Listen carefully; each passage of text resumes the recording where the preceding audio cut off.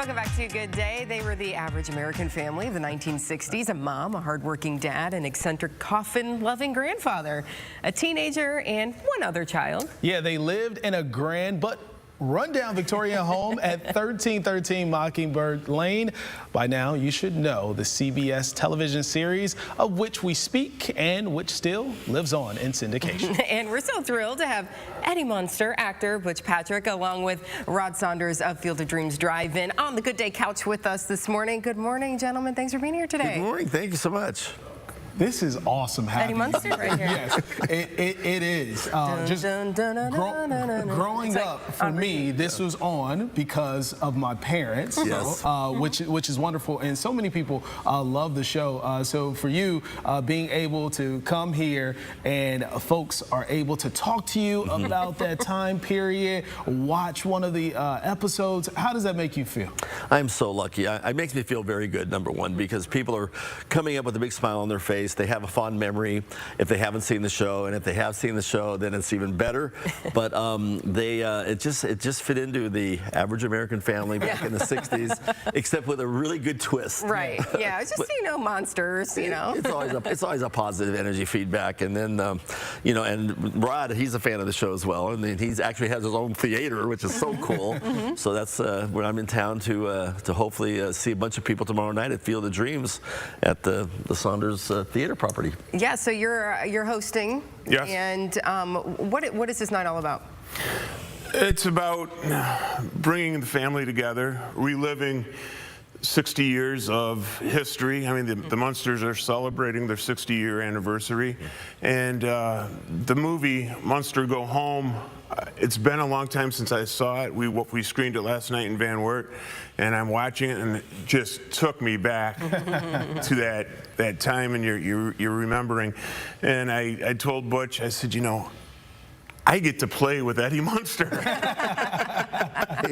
He told us last night, and he slept at my house. Yeah, really cool. How cool is that? And speaking of going back, so Butch, you brought a few photos here.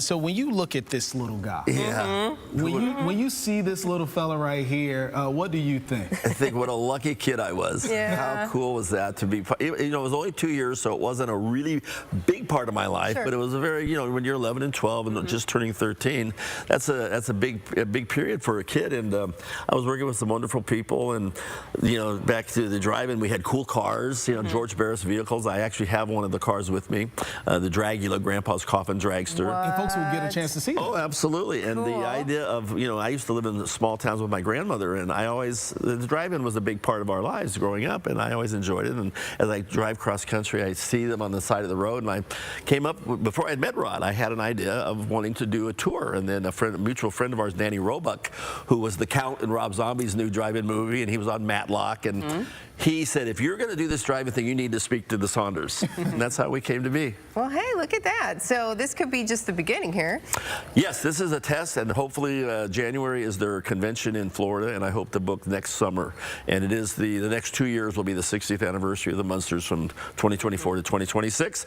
And in that window, I'm going to try to visit as many drive-ins as I possibly can. Wow. That sounds like a really fun tour. It does.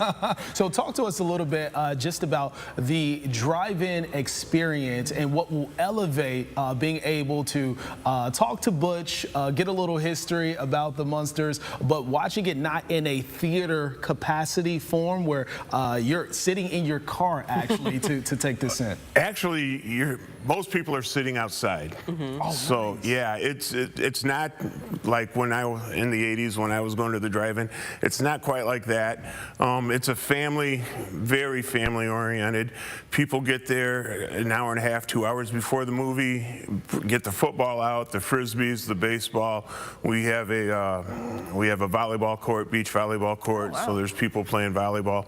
But it's fun to see the families get out and do something. And as Butch said, get off their iPhones and their iPads and, you know, spend time, quality time together. Our saying is arrive early, stay late, make memories. Love that. Yeah, and that's what I was thinking. These families are able to make memories and also build community, because if you're throwing the football around, you know, another kid, he's going to look and say, Mom, Dad, I didn't bring my football.